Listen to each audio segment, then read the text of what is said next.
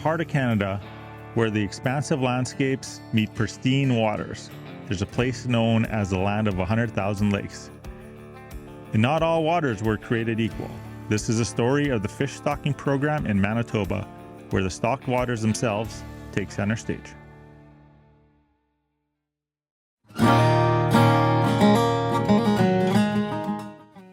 Throughout this story, Kylie Therian will be telling her tale on how stocked waters have molded her outdoor journey. Our first stop is a stocked lake in southwestern Manitoba.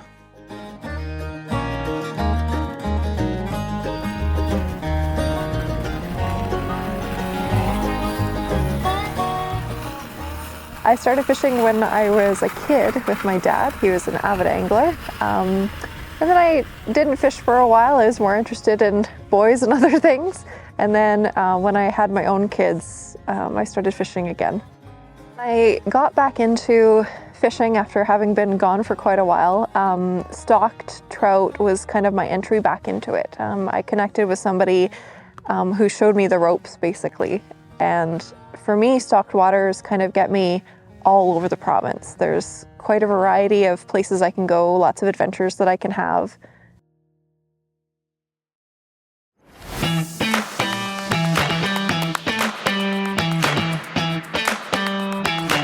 The roots of our story really begin in eastern Manitoba, where over 80 years ago, the foundation was laid for a program that would have an effect on ecosystems and fishing communities across the entire province. So the province of Manitoba operates 2 hatcheries currently. One is a seasonal operation that's located just outside of Lundar on the Swan Creek Lake Manitoba Delta there. There's a hatchery on an island. They're a seasonal operation. They deal solely in walleye, but they deal in large numbers. So 10-year average for them putting out is about 26 million is about 10-year average for them. And then there's us, we're the second, and we're the only year-round operation. We are currently dealing in mostly trout species, and then walleye in the spring as well. 10-year average for us, we put out about 400,000 to 500,000 trout, and 10-year average for us for walleye is about 8 million. Our role is the production, raising, and distribution of the fish. So we do have a few in-house brood stock, brook trout and brown trout, that we keep here. And we spawn, raise those fry and fingerlings, and then distribute them in the fall and spring seasons. And then there's also eggs that we bring in from other species such as char and rainbow that then we will hatch and raise here, grow and distribute. And so regional biologists put in requests and we do our best to fill those and then distribute them throughout the province. So the planning process involves with the stocking program, if you want to simplify it, is normally a 3-year, or you could strip it down to a single spawning season that we like to look at over the scope of 3 years. And so biologists will put in their requests for which species and amounts they would like to see distributed in those regions. So we either spawn the amount that we need to fill those requests or order them in, and then we raise them and then distribute them over our 2 stocking periods in the fall and the spring. So one lot of fish will either go out at an age of 6 months or a year and a half. And yeah, we generally look at that over a 3-year period. And we also have to take into consideration the age of our brood stock as we cycle through those as well. So today we're spawning one of our house brood stocks, our brooks. We did our browns last week, and this is about midway through the spawn right now, so that's why we're taking eggs. So our brook trout, they're separated into 2 raceways, female and male, for ease of spawning. So right now the crew is going through the females and checking for their ripeness. So when the fish is ready to spawn, prime is when she'll be quite round, a little bit saggy, and with a little bit of pressure she'll just release her eggs. So that's what we're doing right now. We're finding those females and collecting their eggs into a bowl. We're separating them out. Females who aren't quite ready yet we'll put aside, or if we need to take more, we can do that later. And once we get the amount we want in a bowl, we'll grab some males and we will milk out some of their milt and start to mix. Add a little bit of water, then the sperm, they're motile, so they'll make their way to the egg. We continue to add some more water because then they'll do what we call water hardening, and that micropyle, which the sperm comes through, will start to close.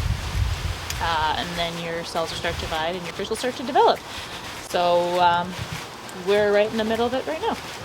After we've mixed a batch of eggs with the milt and given them enough time to fertilize, we'll rinse that bowl out a little bit, get any kind of blood clots or poop, broken shells out, so that we kind of have a nice pristine bowl of eggs, which we'll then collect a couple in a cooler. And then after we're done this process, they'll go back up to the hatchery. We'll put them on a trickle of water. They'll continue to water harden over a couple of hours, and then at the end of the day we will set them up in their trays and their sections on research where they'll be for the next few weeks. Okay, so in these 4 sections, we've got our rainbow trout. We just got these in from the States at the end of February. They just started to hatch over the weekend, and they should be done by about Friday. So when we get the eggs, they come on ice. We put them in the research systems, roughly about the same temperature. They come at about 3-5 degrees. We don't want to shock them too much, and then we will slowly warm them up. Continue to incubate them till they hatch. We set them up in these trays, and they'll hatch, and the fry will fall through to the bottom of the trough, and that's where they'll sit as they absorb their yolk sac and become more motile, and then eventually swim up. We'll start feeding them, and they'll grow. So yes, these guys are almost done hatching. They'll be the youngest of the fingerlings we have inside. Our older ones over here are our brook and our brown trout. These come from our in-house brood stock. These 4 sections are our brook trout. They're the second oldest, second youngest, depending on how you want to look at it. We spawned them early December. Then our oldest ones over here are our brook trout. And they are coming along nicely. You can see they're a nice small fingerling, about an average of an inch. They're up and swimming, eating well. Growth is kind of slow right now because the water, their own flow through, it's coming in around 3 degrees. But once our surface water warms up, we'll start to blend that in with our deep line, warm them up, and they'll really start to take off, grow, eat more. And then half of them will go out in the fall. We'll hold the other half of these lots, and then they will go out in spring. I'm an all-season angler, so I will fish stocked trout and all sorts of other things in the wintertime. I will do open water in the spring, summer, and fall, conventional angling, as well as fly fishing. Fly fishing is a lot of fun. It's a passion now, and the stocked trout areas that we have represent a unique challenge for us as anglers. It's not as simple as just, throwing a worm on a hook and hoping for the best. With fly fishing in particular, there's a lot of knowing your environment, matching the hatch, and trying to become part of the environment in order to catch the fish. So I'm using a jaw jacker today. It's a hook setter, and the reason why these are excellent for trout fishing is because they set the hook immediately as soon as the fish bites, so you have less chance of deep hooking the fish, which is one of the main reasons for trout mortality when you're fishing. So these guys will set the hook for you right in the corner of the mouth usually, and then they'll tell you when the fish is on.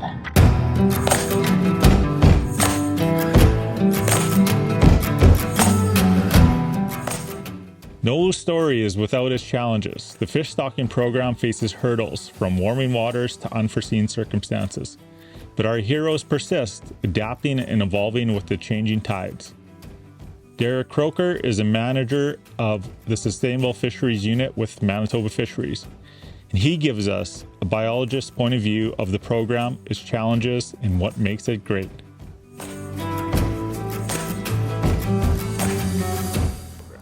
Yeah, there's a lot of room for the biologists to interact together, both the biologists that work in the fish culture section, but also our regional biologists. So those biologists work together to determine which species of fish are best suited to which water bodies.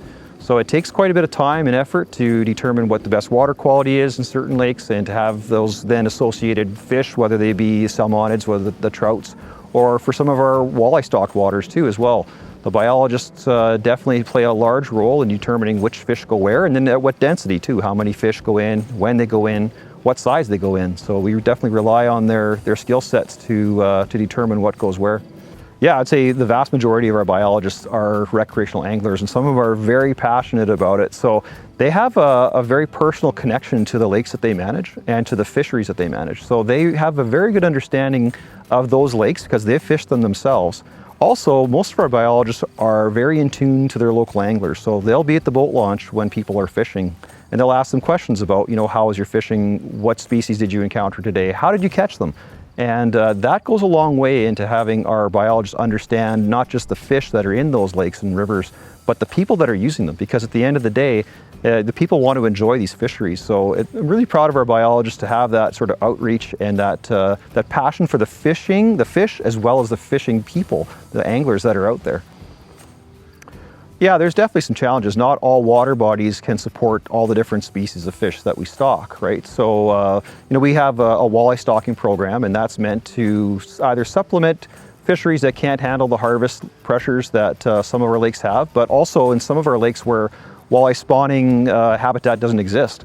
And that's where we're going to stock our walleye. The rest of our lakes that we stock our trout in, the challenges there can be, again, whether the lake is deep enough or whether the water is cold enough for trout, because of course trout need some fairly cool water. On top of that is whether the water quality is sufficient for trout. They need high oxygen levels. And so without that oxygen, the trout wouldn't survive. So our biologists are measuring these things, and if they don't suit for the fish, then it's difficult for them to recommend that stocking. Another challenge might be more recently is, I guess, some people want to move fish around, and it's unfortunate, but some people have moved some fish around into some of our stocked trout waters, which then compete with those stocked trout or even actually predate upon them. So it's a real challenge when we have improper fish movement throughout the province, and it is occurring, it seems like, on a more frequent basis. So that's another challenge. I guess the last one is just the gradual warming of a lot of our waters. As our lakes mature, and this is a natural process, as lakes mature, they become more eutrophic, which means there's a lot more nutrients in them. And so as they have more nutrients and they get warmer, some of our stocked trout don't survive in them very well. So some of our more traditional stocked trout waters over time become less suitable in those lakes that are changing naturally. Yeah, another challenge of the fish culture or fish stocking program is some of the behind the scenes things that happen at the hatchery. And people may not be aware, but all the fish that we release across Manitoba need to be disease tested, especially our trout species. So there's a significant cost in having those trout certified as disease-free before we release them. So a lot of people may not know that a lot of the testing has to happen out of province, and it's quite a significant financial investment to have these fish disease tested. But it's super important because we certainly don't want to be introducing fish diseases into our stocked waters. That would be something that would be very detrimental overall to our fisheries. So it's worth it, but it does still cost quite a bit of money. Yeah, for sure. There's been a number of really good, a number of positive changes. I think the one that stands out most recently is probably our new stocking truck. We have a brand new stocking truck that has roughly 3 times the capacity of our old truck and has a lot greater range. It's much more recent technology. There's sensors in all the tanks, and they can remotely change the oxygen content in those tanks. So this truck now allows us to deliver more trout into further destinations. So that's a really good upgrade. And what that means is we can get the trout into our stocked trout lakes in better quality, better condition, so that we are fairly certain that when the fish get there, they're going to be in the best possible shape that they can be. So So that's a really good upgrade. The other one is we're starting to do different types of treatments in our hatcheries that help with the overall health of the fish, whether they be the walleye fry or for our stock trout. And so we have ultraviolet systems that are decontaminating the water, and that really helps with having the flow through and the circulation of the water maintained so that there's less fungus, less bacteria in the water. And that again helps with growth rates of the trout. It just makes the hatcheries more efficient. So those are really two technological upgrades that are important. I think the third one is just the staff we have in our hatchery system in the fish culture program. They're very smart and very passionate people, and they continually make improvements to those hatcheries so that, you know, at any one year they've found a way to make either trout grow faster or be able to stock them out in better condition. We have people who have the vision for either, you know, different species of trout, some of the hybrids that we have, like tiger trout. And they have the vision and the knowledge as to, you know, where those fish could go and create a really, truly phenomenal destination fishery, like we have at Twin Lakes for tiger trout. Without the knowledge and passion of the staff that we have, those fisheries wouldn't exist. So I just want to give a lot of credit to the people that have come before me, in particular, that had the vision and the ability to make some of these fisheries happen. So it's just wonderful to watch our staff just get better and smarter and more creative to find good ways to raise high quality trout and walleye. I left that one open because I figured it was a good one jigging. Yeah, for sure. Stock trout in particular, for me, was my entry back into fishing after having been gone for so long. And through stock trout fishing, I have developed quite a few friendships. I've made quite a few connections, and especially for me as a female angler in the angling community, there are quite a few women who like to fish the stock trout areas and who are experts on it. So it's allowed me to connect with them as well. And it's a very supportive, very fun community. So yeah, now a bunch of us get together all the time, and yeah, we have a really great support system.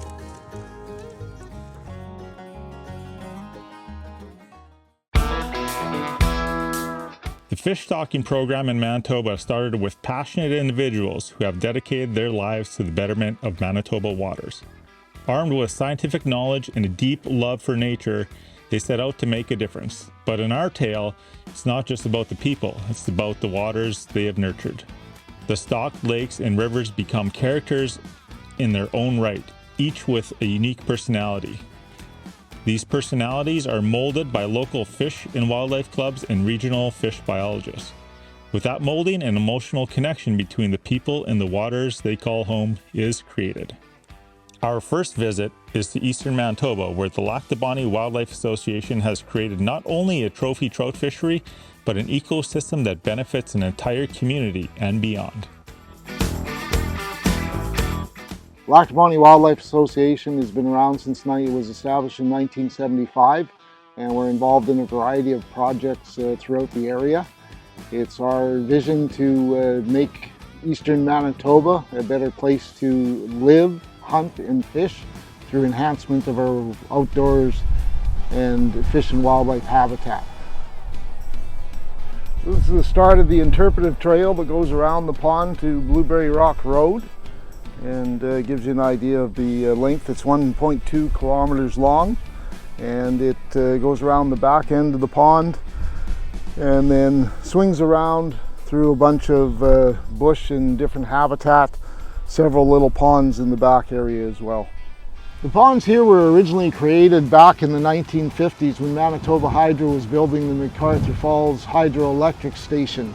The ponds themselves were excavated out, and the clay taken from that to build dikes along the west side of the lake for the rising of the water. So the rock and the clay that came out of here left a big pit, and because of natural flow of water into them, they eventually filled up, and we believe there's maybe some spring-fed waters as well. And Manitoba Fisheries did start to stock the ponds here many years ago. However, it got very limited use because the area simply wasn't accessible. Because of the way the pits were dug out, they're very steep drop-off with bulrushes all around the edges of them, and very difficult to access without quickly being in the water over your head. Because of the increased popularity of the ponds after the original project, there were very limited, still very limited areas where you could access the water. And because of that, it was decided in 2021 that we'd put some more money into the area and do some further improvements. So as a result of that, what we've done here now is we've installed several fishing platforms, so 3 additional fishing platforms from the one we had previously, and we upgraded the previous platform.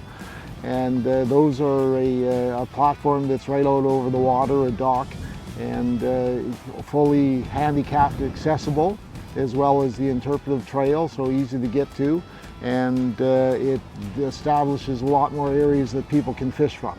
We also did some improvements and put a dock in at the canoe, kayak, boat launch area as well, so that people can access the water there easier as well. So this is one of the fishing platforms that we have just put in this past winter as part of our upgrade project.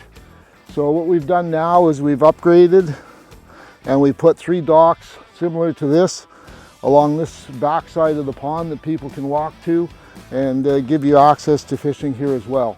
And these are located in some of the deepest areas of the pond as well, so it provides for good fishing. The pond actually comes out and is a very steep drop-off through the reeds, so it was very difficult to access it for fishing otherwise. So with the permission of Crown Lands, we've added these this past year. As part of the 40th anniversary project, we also installed an aerator. The pond was subject to winter kill, even though we believe it's spring fed. There was some winter kill at times, and so an aerator was installed to be able to oxygenate the water throughout the winter months and keep the fish alive. So as a result of that, the fish are able to survive in here and grow, and it's been a vast improvement for the pond. The ponds are stocked with rainbow trout, brown trout, and tiger trout, which is a man-made hybrid between a brook trout and a brown trout. The rainbows, we stock the most of them, and the tiger trout when they're available from the whiteshell hatchery. Brown trout pretty much get stocked every year as well. The rainbows, although we encourage catch and release of all species, the rainbows you are allowed to take a regular limit of them. However, the brown trout and the tiger trout must all be released. There are several master angler size brown trout within the pond now, and the tiger trout are approaching master angler size as well. One of our hopes is that we can one day establish this as a master angler fishery for the brown trout and the tiger trout. There's no question that a major driver of the stocking efforts are directed at the engagement of young anglers.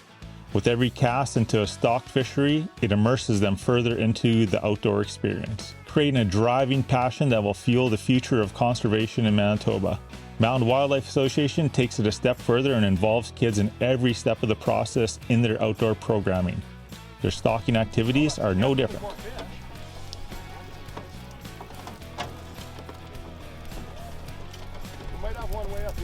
Mound Wildlife started in the early 80s.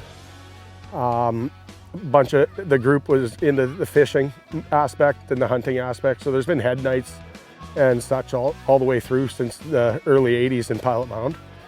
The club did fold for about 8 years, and these guys here kind of started it back up, and I came to a meeting and the rest is history, but my dad, my grandpa were all presidents of Mound Wildlife at one point in time as well. And so we focus more on youth events and educating the youth on what we have. We do a children's derby or kids derby every year at the Outney Reservoir, and just to introduce kids to fishing and so on and so forth. They come out and free hot dogs and drinks and stuff and ice cream for the day, and they catch fish and enter in to win prizes, and the majority of the time all of the kids get a prize. Last year was a little over 100 kids. Yeah, and it's grown from there, from anywhere from 30 to 40 to upwards of 120. Mound Wildlife has a partnership with Manitoba Fisheries and the Pembina Valley Watershed District, and we raise walleye here in the pond here that we're at today. We put them in the end of May as fry and harvest them anywhere from September to October. And we stock numerous lakes in southern Manitoba. Fisheries makes up a list as to where the fish go. Traditionally, we start with Goudney Reservoir and spread out from there, but we've been as far as Stephenfield to the east and Deloraine to the west, and as far as Kenton Reservoir north of number 1 highway, hauling fingerling. This reservoir was created in the 80s.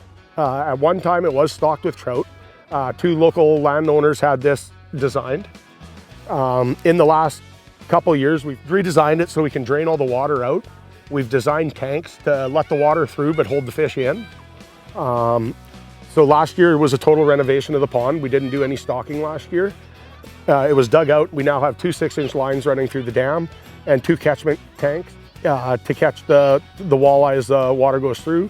And numbers vary anywhere from 800 fingerlings stocked to as high as over 17,000 in 2021 we moved. Our main contributor is Mound Wildlife and our local community, as well as the FWEF program, the Fish and Wildlife Enhancement Funds.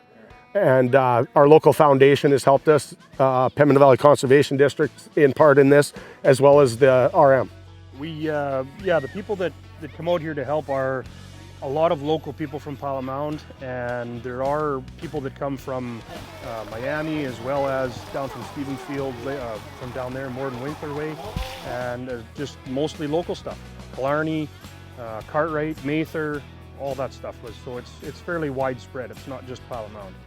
Yeah, we take in a wide variety of area that we pull from to get this project done. It can be very labor intensive. It has definitely decreased in labor the more we fine tune the systems that we've got built here. So walleye fingerling are great in our smaller reservoirs and such where there's high predation when you add the fry to there, especially with a high perch or a high bass or crappie population. So it gives the fish a fighting chance. In a lot of applications, in some of those applications, those fry have less than a 0.5% survival rate, where if we add anywhere from 6 to 9-inch walleye is generally what we harvest here, they have closer to an 85 to a 90% survival rate. It doesn't work in every lake, but it does work. What we're finding, it works a lot better in the small water bodies, adding the fingerling. One of the biggest ones is the Stephenfield. Fisheries has worked on that lake for 12 years to try to get walleye in that lake, and it's got a huge perch population, and we now have people catching walleye in Stephenfield. The fry we put in, the first year we put in 50,000, and this year we put in 200,000. All the other years we put in 100,000. Mother Nature dictates on how the pond's gonna work. It's out of our hands. This year we're finding that we got a lower number, even though we did put 200,000 in, but we got a very high number of minnows right now. The stocking program is going to keep going as it's going. We're going to work at getting this fine-tuned, figure out what works best in this body. Now that we've got 5 years in, we've got some data to look through to see what's working the best and what conditions were the best, whether we have to start with a half full pond, a full pond, anything like that, and just start working towards the future to stock more and more areas.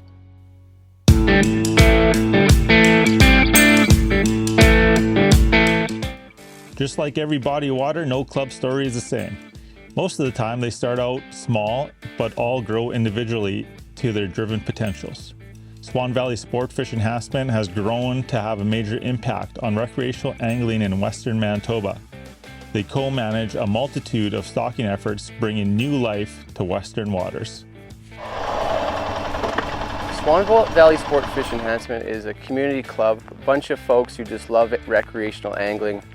And our mandate is to, most importantly, it's just to make fishing better. Primarily, that's what we do. We do a bunch of fisheries research, we do educational programs, and we do a bunch of infrastructure programs like building fishing docks, shore fishing locations, parking lots, access improvements, that sort of thing. Swan Valley Sport Fish Enhancement operates out of the North Parkland region out of Swan River, Manitoba. The Manitoba stocking program is very important to Swan Valley Sport Fish Enhancement. Over the years, we've done a ton of research on a lot of these local water bodies with the objective of making them better. And when we do our research, we compile a bunch of biological and ecological information, and from that develop what we call a stocking strategy or a stocking management plan.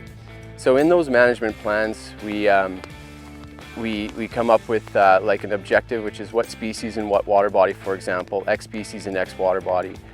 And from there, we want to know, based on the information of that water body, how many fish to put in that lake. So that's the stocking rate, the stocking frequency, which is how often you stock the water body, the stocking size and age class, which is a spring yearling stocking versus a fall fingerling planting, for example, and then the stocking activity, which would be the scatter stocking versus spot stocking, for example. So scatter stocking would be an instance where there's lots of predators in the lake, and in those cases we want to take fish out on boats and scatter them around so that they have a better chance of survival.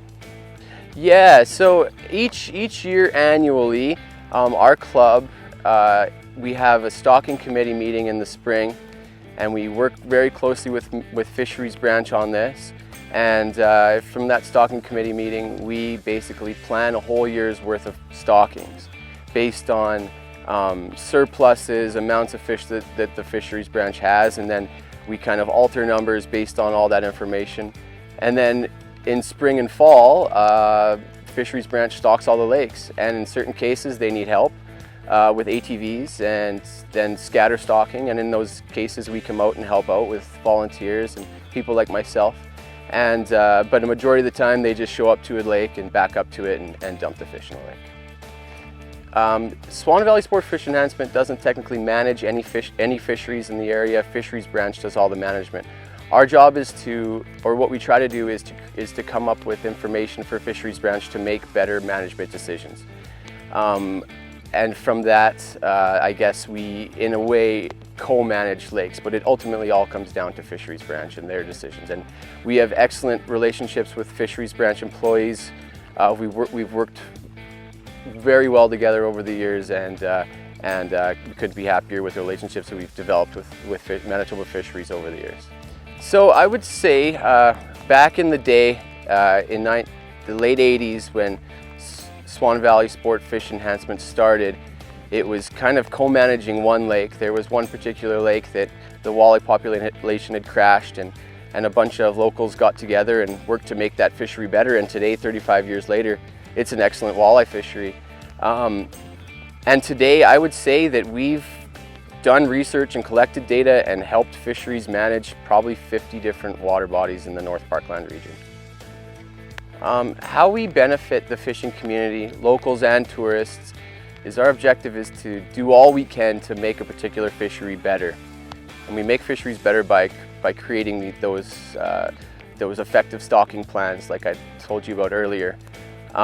So in that effect, I would say we've benefited fisheries through our research and through creating new management plans and new stocking plans that would have a more successful stocking, like more successful survival and better growth and survival of stocked fish.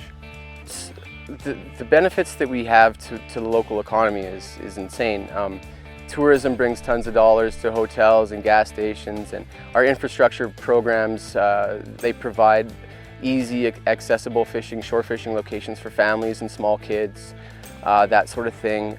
We recently developed a muskellunge lake in the south side of the Duck Mountains, and that's kind of just taken off over the past few years. We started developing that particular water body in 2015, and we were just in the parking lot a couple days ago, and there was three trucks and trailers there, and I guess on opening day on June 15th there was over 20 trucks and trailers there, so it's a little boost to our tiny little economy up here.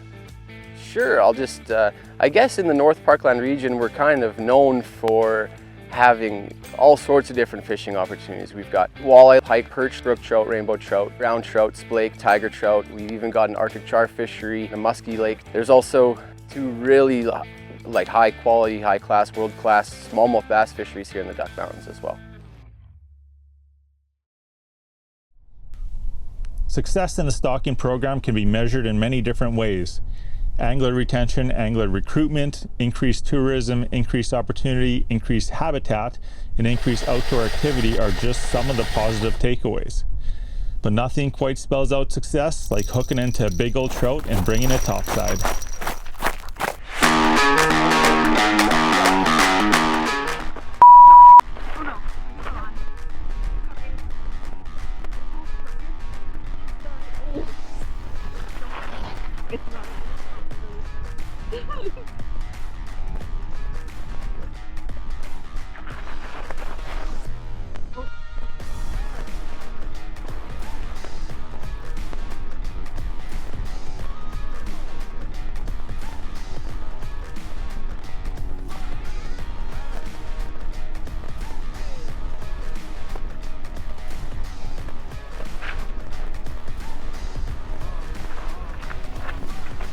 God! I was like trying not to.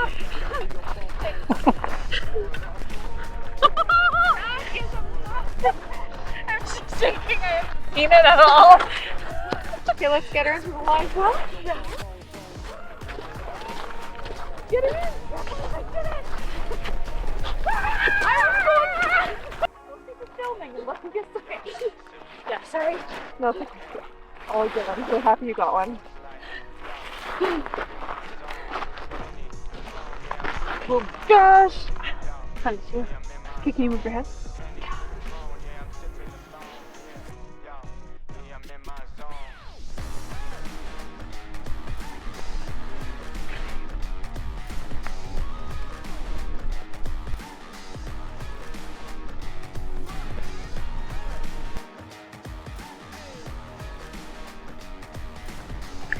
So I think if we didn't have a stocked fishery or stocked trout program, we wouldn't have the tourism that we have now in particular areas throughout the province. I think some communities would suffer greatly just because the trout fishing is a big draw for a lot of these communities. And then of course it would increase pressure on a lot of other lakes, and we wouldn't have the variety that we now enjoy without this program.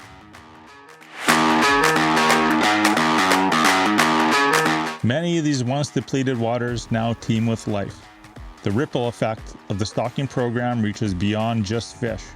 It touches the entire ecosystem along with generations of anglers nationwide. This documentary is a testament to the incredible journey of the fish stocking program in Manitoba. Join us as we celebrate the resilience of these waters and thank the dedicated individuals who make it all possible.